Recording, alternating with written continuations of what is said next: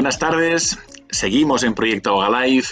Nos gusta este bloque de diagnóstico y veréis que los próximos trabajos de los que os hablaremos son muy diferentes, pero vais a llevaros un montón de mensajes para recogeros y llevar a casa y aprovechar. Yo soy el doctor Miquel Sanz, soy médico digestólogo en Centro Médico Tecnon de Barcelona. Me acompaña el doctor Pablo Pérez Galindo, digestólogo en Complejo Universitario de Pontevedra.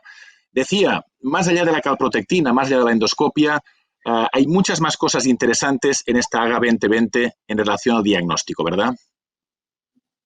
Pues sí, había mucho material. Uno de los abstracts que a mí me parecieron más interesantes fue el estudio de validación del índice de Lehmann.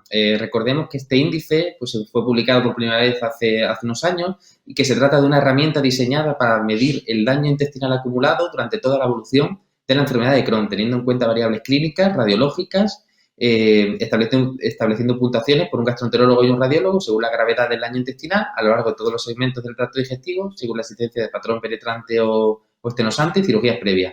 Hicieron para esta validación un estudio multicéntrico, internacional y prospectivo. Incluyeron 134 pacientes en el que se calculó el índice de Lehmann en esta nueva corte y se comparó con una nueva medición del mismo índice con una medición centralizada, obteniéndose una correlación bastante alta entre ambas medidas, en concreto un índice de concordancia kappa de 0,98. Pues el mensaje de este estudio es que los autores pues, consideran validado el índice de Lehmann como una herramienta más para evaluar el daño intestinal acumulado en la enfermedad de Crohn, que podrá usarse a partir de ahora en estudios futuros.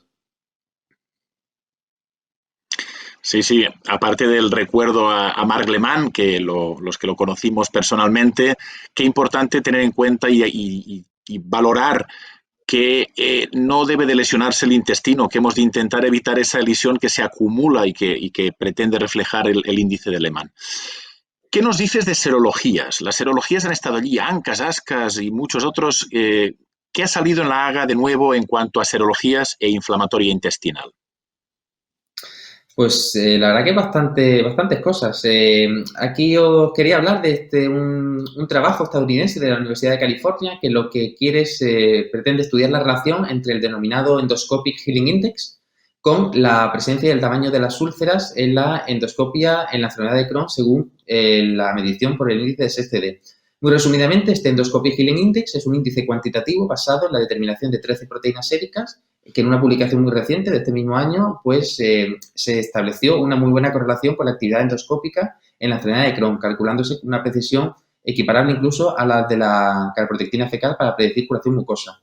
En el trabajo que nos ocupa, lo que aprecia es que tras analizar esta relación entre el Endoscopic Healing Index y las úlceras medidas por SSD en 205 pacientes, pues un valor menor a 20 puntos de este índice en un 85% de los casos excluía la presencia de cualquier tipo de úlceras y en un 92% de los casos excluía la presencia de úlceras grandes o muy grandes. Por tanto, este nuevo índice, este Endoscopic Healing Index, parece tener una muy buena correlación con la actividad endoscópica, la presencia, el tamaño de las úlceras, según el índice de SSCD. Muy interesante.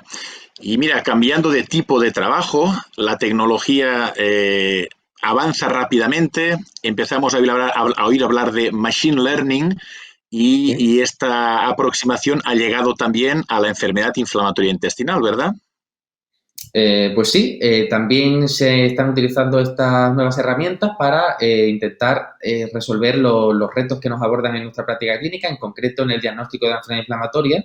Puede ser a veces muy complejo y por ello puede dilatarse mucho en el tiempo. Y sabemos que un retraso en el diagnóstico puede conllevar un mayor riesgo de evolución desfavorable. Este es un trabajo del grupo de Lovaina que lo que pretende es identificar una serie de proteínas que se asocian a la enfermedad inflamatoria y desarrollar un índice poligénico de riesgo que sirviera como herramienta diagnóstica. Lo que hicieron este grupo de investigadores fue recoger un montón de muestras de 127 pacientes durante los 3 primeros meses del diagnóstico, antes de que recibiesen tratamiento inmunomodulador ni biológico, y los compararon con las muestras sanguíneas de 66 voluntarios sanos que actuaron como controles. Cuantificaron el nivel de 576 proteínas, determinaron un índice poligénico de riesgo, teniendo en cuenta 242 LOCIS ya asociados a riesgo de enfermedad inflamatoria, y mediante un sistema de machine learning de inteligencia artificial, pues intentaron calcular su potencial discriminativo. Finalmente, este índice poligénico de riesgo no obtuvo ningún valor discriminativo y de las 15 proteínas finales que seleccionaron, destacan 3 que sí que podrían tener una utilidad para diagnosticar pacientes con enfermedad inflamatoria intestinal y 2 proteínas que sí podrían servir para diferenciar la enfermedad de Crohn de la colitis ulcerosa. Muy bien. Y estamos hablando de diagnóstico y una de las cosas que siempre nos preocupa más es lograr un diagnóstico precoz. Todos hemos oído hablar del retraso que hay desde que el paciente tiene síntomas hasta que nos enteramos y le ponemos la etiqueta de que tiene Crohn o colitis ulcerosa. ¿Qué hemos encontrado en cuanto a diagnóstico precoz?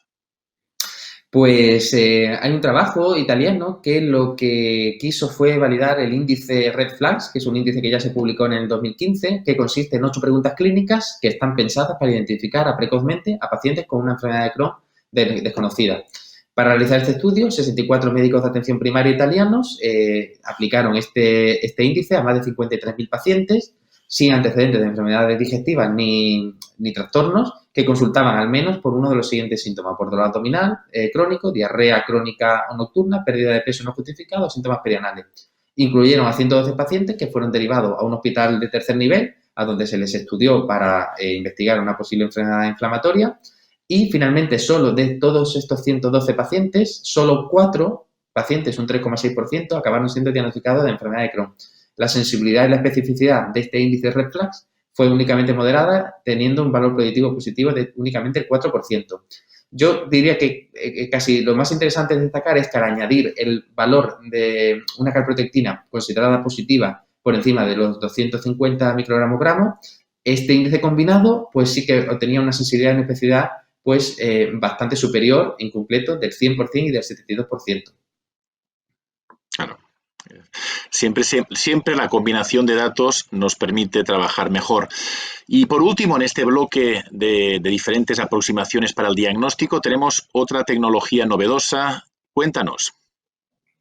Bueno, pues es un estudio muy interesante de un grupo inglés de Birmingham. Es un estudio un poco distinto a lo que estamos habituados los médicos por el trasfondo técnico que maneja. Lo que propone este grupo es emplear la espectroscopia de Raman, que es una técnica que lo que utiliza es un principio físico que consiste en estudiar la dispersión de un haz de fotones sobre los átomos y las moléculas de un medio, estudiando así las propiedades de un medio físico. Pues entonces lo que plantean es utilizar esta tecnología a la endoscopia, en concreto para diferenciar actividad inflamatoria y curación mucosa en pacientes con enfermedad inflamatoria intestinal. Los resultados que obtuvieron es que en 62 pacientes que incluyeron, 31 pacientes con colitis ulcerosa y 31 con enfermedad de Crohn, que se realizara una colonoscopia según práctica clínica, bueno, pues a través de un complejo sistema de aprendizaje automático mediante redes neuronales, ellos obtuvieron patrones de espectroscopia bien diferenciados para la actividad endoscópica y para la curación mucosa, con una precisión en torno al 90%, tanto para la colitis ulcerosa como para la enfermedad de Crohn. Entonces, bueno, pues es un trabajo bastante novedoso y habrá que ver hasta qué punto esto en un futuro pues, puede ser una herramienta más que nos sirva para mejorar el manejo de nuestros pacientes. La tecnología no se detiene, y nos van llegando opciones y opciones y opciones y es muy bueno que se evalúen. Pablo, muchísimas gracias. Hemos aprendido un montón de cosas, en muchos casos de herramientas que no habíamos ni oído hablar de ellas. Y a los que nos veis, no dejéis de ver los vídeos del proyecto Agalife, un montón de cosas para aprender en bien poquitos minutos. Seguidnos.